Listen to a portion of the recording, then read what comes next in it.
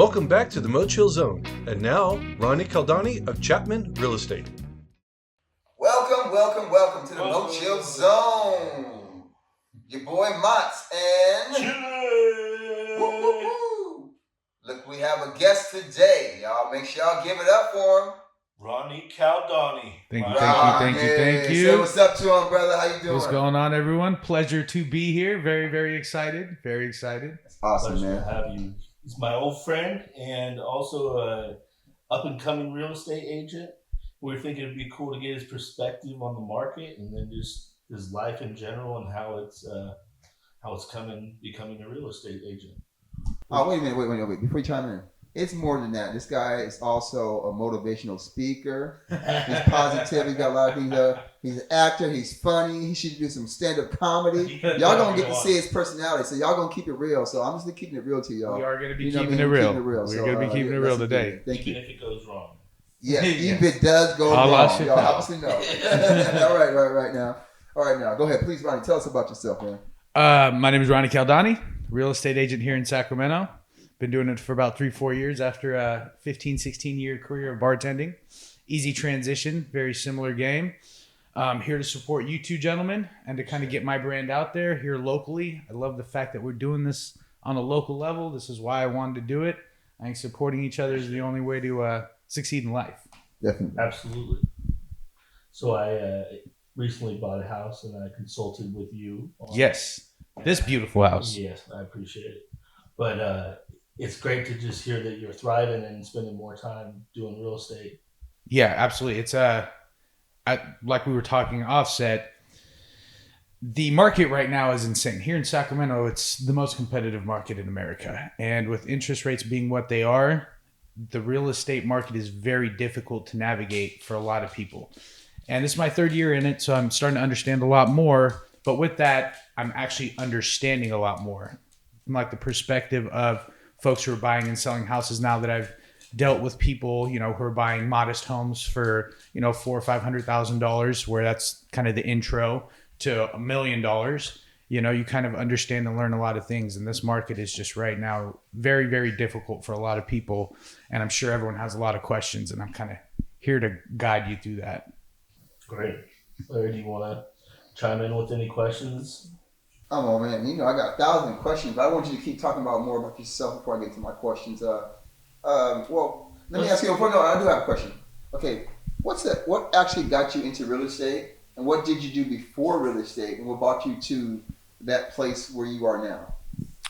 I have been bartending in Sacramento and Folsom for about, let me see, like 16 years. I've been in the service industry for 20.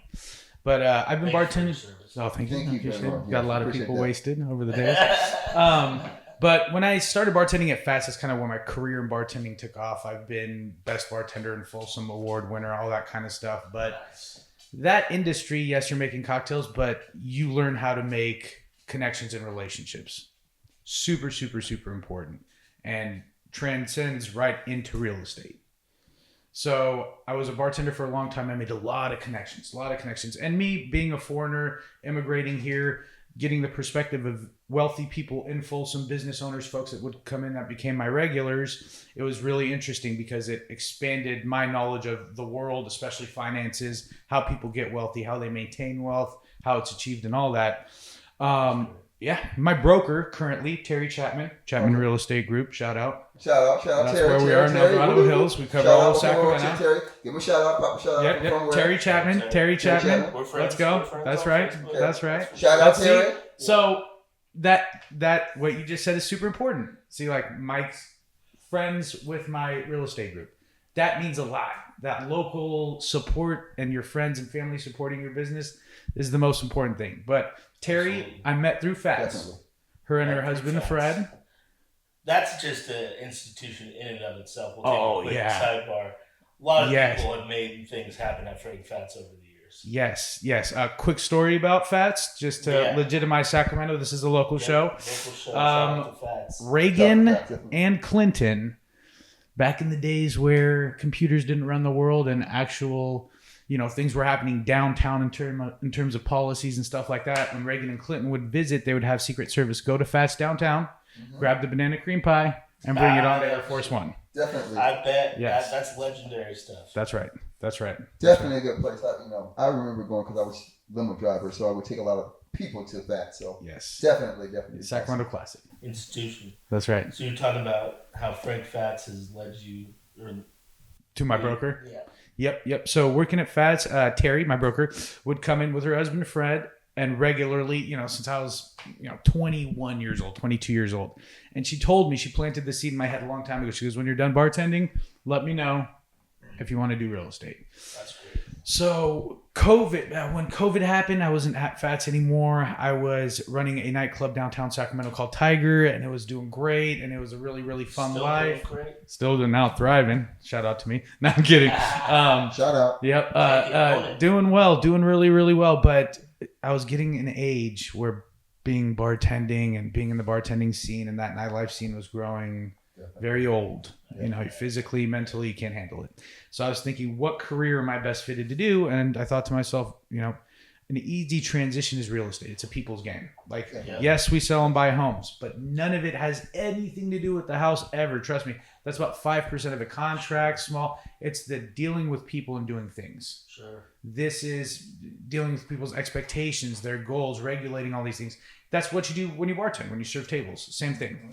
So I called Terry during COVID. I started studying, got my license first try, very difficult, shout out. And I talked to her, and ever since then, I've been working with her, and she is the best mentor, and not in my opinion. When I tell other brokers who I work with, they are quick to say she's one of the best in the game.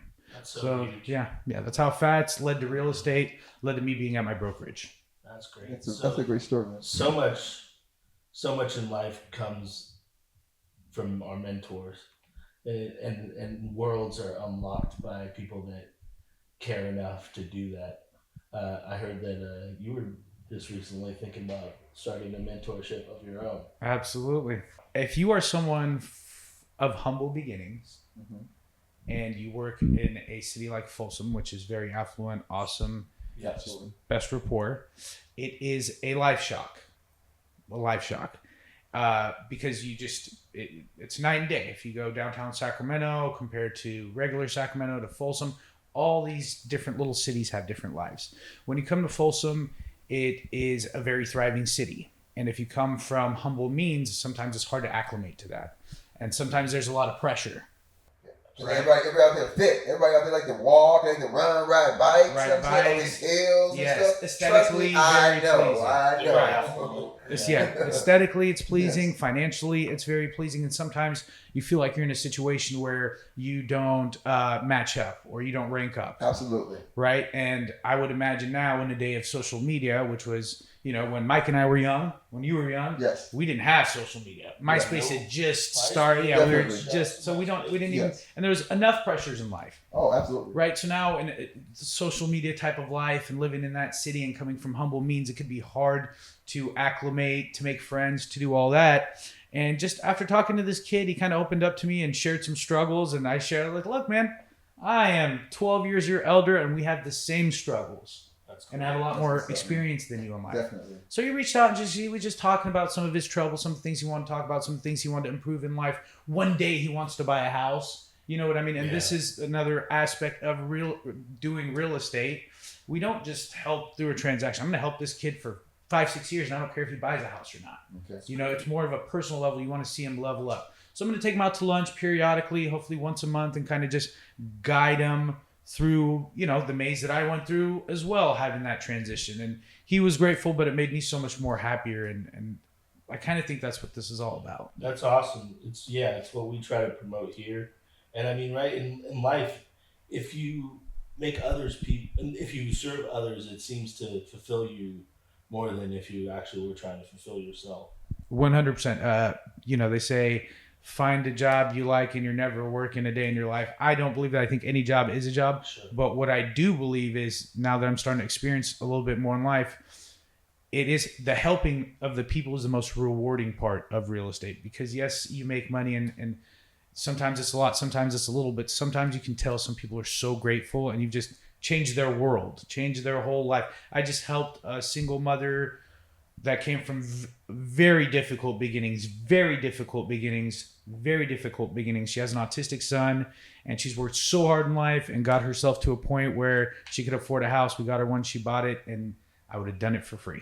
You know what I mean? That is exactly what I really appreciate about that. What about you? You know what I mean? That's what's up, man. You come from humble beginnings and relate to other people like that and take the time to do that. That's what's up, man. Absolutely, man. We got to work together. We have to work together. Yeah, and speaking about togetherness, you raised something earlier that that the average American doesn't stick together with their family like an immigrant family would. Right. We were talking about this off camera. This isn't meant to be any type of hot take or anything like that. Every place on earth, every country, every city, it has a different culture. Every culture is accepted, and it's being diverse is amazing, right? Absolutely. There's pros and cons to everything in life. Life is a lot in the middle, not so much at the extreme ends. Coming from a foreign background myself, being Middle Eastern, the conversation was sparked when I said, when I was a kid and I would hear parents say, I can't wait till my kid's 18 to get out of the house, I would always ask my mom, being a foreigner also, I'd be like, what do they mean by this? She goes, I have no idea. Wow. Right? So it's a powerful statement to say, like, man, I can't wait for my kids like out of here when they're 18, like they're a burden almost. Absolutely. Is how you take it in as a foreigner. Right. And I was at the gym. I met a very, very, very wise buddy of mine there, and we started talking, and we're talking about affordable homes and, how difficult it is for, someone to buy a starter home right now. And we were talking, and immigrant families tend to be able to kind of get their first kid a house because they all kind of work together, because the kid has never really left the house. They'll stay there till they're 22, 23, 24, sometimes before they're married. So they have that support system financially, physically, mentally, all that stuff. So when they go to buy a house, they do have that family support, and it's not always a foreign thing. It's just a cultural thing, like Mike, like your situation, right? Like your father's been able to help you, and you're from here, right? It's just a cultural thing. And what we kind of were talking about is how difficult it is for young Americans nowadays who are kind of facing this uphill battle by themselves, and they don't have the financial support or financial means that can come from family. And it just makes it so much harder for them to purchase a house. It's just very different. But it's also a very interesting dichotomy between two cultures, different cultures, pros and cons to everything. Absolutely. There's a lot of independence that comes from the culture we have here, that at 18, you're a functioning adult, where I know personally, coming from a foreign background, that sometimes staying at home longer kind of delays your maturity as an adult. Pros and cons to everything. But in this specific conversation regarding housing and making it affordable for people, it was just interesting to just think out loud, the support that, some foreigners give their kids financially to purchase a house. And sometimes we have local, American kids who have a very hard time getting the means to purchase a house. Sometimes I think that may be cultural. Yeah, I totally agree. 100%. How about that? But on a lighter note, what do you think that is, if somebody trying to come into the business and going through that, what would the best advice you'd give them? Coming into the real estate business? Absolutely. It is the hardest undertaking I've ever had in my life. Okay. It's actually a two-part question. So sure. Not only in real estate, but also in life too. In life. Yeah, in life in general. Because you mentor people too. So I mentor people. Obviously I moved here, so that was very difficult. Obviously everyone goes through their good and bad times. But this job, this career has tested my limits like nothing else ever. Very, very difficult. So roughly 80% of agents quit the first 3 years. Wow. 80%. Okay. Very, very why difficult. is that? Well, so it is because it is one of the most organic forms of business you could have. You get your license. Terry always says this. You get your license, and then what? Yeah. What are you doing next? Right. That's the question, right? You post some stuff on Instagram, post some stuff on Facebook. Buy a drone. Right. All that good stuff. Yeah. You get a client. What the heck are you gonna do? Right. When you're talking to potential clients, so have you ever done this before? Well, no, I haven't. How do you get these clients? So to answer that, the first 3 years is so difficult to get a client. The first year, I believe the average agent sells 1 to 2 homes. So you need Right. experience to get experience. Exactly, 100%. And when you're dealing with a post-COVID, high interest rates, fluctuating rates, housing supply being very low, prices being very high, very difficult mentally. You just can't. Full transparency, last year was so difficult for me. You know, I still bartend 2 nights a week, and if I didn't do that, I would be broke. Gotcha. Right? But lessons learned. You know, Yes. that's typically, I'm assuming, when people quit. That had been my year two-ish. Okay. So now I'm in year 3. And I was talking to you guys earlier. I am starting to be the busiest I've ever been. I have multiple clients. People want to sell houses. People want to buy houses. And Blessing, man. blessing. It is a blessing. I thought to myself, I'm like, what did I do to get here? I was like, because I feel like I've been doing the same stuff. And last year, you know, was very difficult for me. This year, it's going super great for me. And it's nothing. It's nothing. It's very much a compounding law. Okay, you have to put in work. It starts building on itself. Take a year. It can take 2 years. It can take 3 years. I've talked to agents who go, after the 5th year, I was finally able to recognize income, know how much is coming in, know how much is coming out. So when you put your everything into something and you fail, which is what I think of last year, you know, not very successful, you know, you kind of want to quit or give up. You're tested financially, mentally, physically, you're up. As a real estate agent, you do so much work for free. Yeah. Until you sign on the dotted line, everything I've done is on the house. Right. Mm-hmm. And there's a lot of that. Well, and I think you still have to, like, isn't there like a grace period too? You have to wait to make sure the contract's okay before you even still get the funding back for yourself. So too, right? nowadays you have different criteria, different contingencies. But at the end of the day, you only get paid once the home has recorded with county. And so once it's recorded on the dotted line, then they send out a check. So give somebody an average on how long it would take from start to finish to get their funding if they were sitting there waiting and doing it, getting the client, going to funding, everything else. On average, how long would it take? Escrow, the whole from the business. origins of getting a client or from purchasing a house. From the person getting from the whole process of getting a house. The whole process. Yeah, the process. I mean, like they qualified. I would say 60% of the time the people come in with lending, and then it's a process of finding a home, purchasing a home, and getting through escrow. I would say on average, I work with a client for about 6 months. Okay. I have multiple clients I've been working for 3 years. Gotcha. So they're in your pipeline.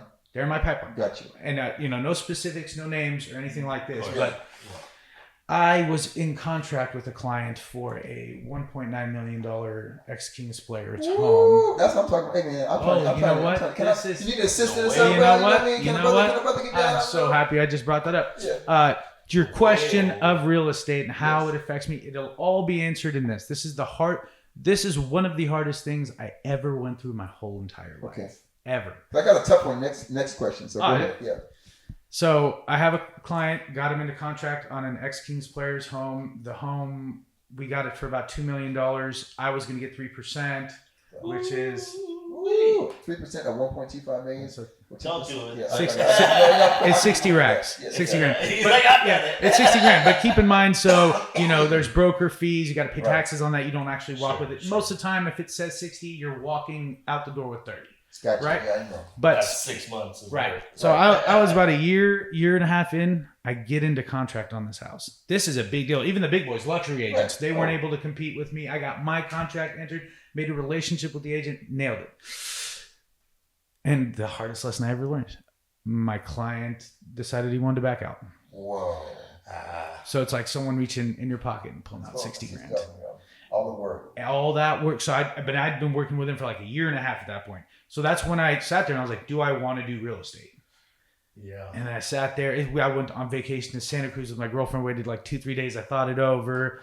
And obviously I wanted to pursue because I figured that is pretty much the biggest Mike Tyson right hand I can get from this game. Definitely. And if I can stay in the game, then everything's going to be fine. Definitely. And look what it's leading to this year. He's still my client. He loves me. He goes, you go to bat for me. Like, I just referred a client over to him for the business that he represents. So that's what's up, man. and that's the whole point of this. I love the man so much. I refer him clients. He refers me clients because he's local. He's got a, car dealership locally, not a Ford or a new car lot, so I want to support him as much as I can. He supports me as much as, he can. But taking that L really just got my mind right. That's what's up. Okay, and my next question, which is very, very important. If somebody didn't have any money and wanted to get into the business, what advice? How would you tell them what to do? And they want to get to that point, like they don't know what to do at all. They have no money at all, nothing at all, and they want to get to where you are. Now knowing everything I've known, I did the first thing exactly the way you should do it. Find the right mentor. You miss on this step, you could be set back for years. I deal with agents who've been in the game for 8-9 years who are not as advanced as we are at Chapman Real Estate Group because the mentorship wasn't there. Terry is at a dial for me. I could call her right now in the middle of this. She will pick up. Nice. Always. We'd always be happy to have her too. Yeah. Always. Definitely. Shout out to Terry. Terry I don't know you, Terry, but you must have Terry Chapman. You must have a great ethic, something what you do. She is so amazing. That's what we want to see. Amazing. So we have to do a commercial. You know what I mean? The Chapman. Y'all got a commercial yet? Yeah, we'll get a jingle going. Yeah. But so first and foremost, you want to get yourself a reliable mentor. The second step is going to be training for the test. So what you do is simply go online. There's plenty of schools. You'll just pick one, pay the $300-400 to get their literature sent to your home. You'll get 3 books. One will be on ethics, one will be on law, and there's another one I can't remember right now. But essentially, you're going to go through these books. You're going to take the test for those books on their individual website. When you pass each individual test, you will get a certification that represents an X amount of hours. Once you have all 3 of these certifications, all the hours will be represented the right way. You'll get your credential. You send that over to actually, it's right off Arden, Department of Real Estate, and you'll set a time for your test. Your test will usually be about a month or 2 months out. The tests that you take for the books that you've ordered at home to get your certifications are rather easy. You can go online, you can use references, you can use the book while you take the test. When it comes to the test that you're going to be taking actually at the DRE, it is one of the hardest tests you can take. It's so hard that most of the time when you get your real estate license here in California, you can get a real estate license in other states just like that because this test is so difficult. So that 1 or 2 month period you have prior to that test, you are cramming. I don't want to do shout outs of businesses on your thing, but there's an online website that's a great preparatory site. You just pay the fee, and essentially what they do is have the questions that will be on the test on there. So you'll just take test after test after test, practice test, practice test after you feel like you're ready to go take your test. The test is very difficult. And what's crazy that I've learned, none of real estate is actually on that test. It's very, of course. It's very different. Everything I learned in college. It's life. Okay, and for a drop now, as we go in this middle part of it, I would ask you, like you said, the test. You can go to your drop or to your site so how they can reach you, and if they want to know about any more information, how they can reach you directly. Oh yeah, absolutely. That way, absolutely. They can go to that directly. I would love that. They want to find that information, right? And I'd be happy to mentor you. Like no charge, and it's not. Yeah. All of this is free. You want to go ahead and give them the drop to yours so they can reach you? Yeah, absolutely. It'll be Ronnie _Chapman CHAPMAN REG. And that's all my social tags. That's everything. My LinkedIn, my Instagram, my Facebook. My email is ronnie@chapmanreg.com. Feel free to email me whenever you have whatever questions you have, real estate or non. I'm always here to help. Yeah. And that will be on our website also. That way you the link so you guys can get directly. I just want to make sure that's important to us. So I appreciate that. So, I appreciate that. Thank you for listening to episode 2 of the MoChill Zone podcast. We strive to bring you inspiring, unique, and entertaining stories. We hope you enjoyed tonight's episode. Follow MoChill Productions on Instagram and Facebook for announcements of all our episodes' online release dates.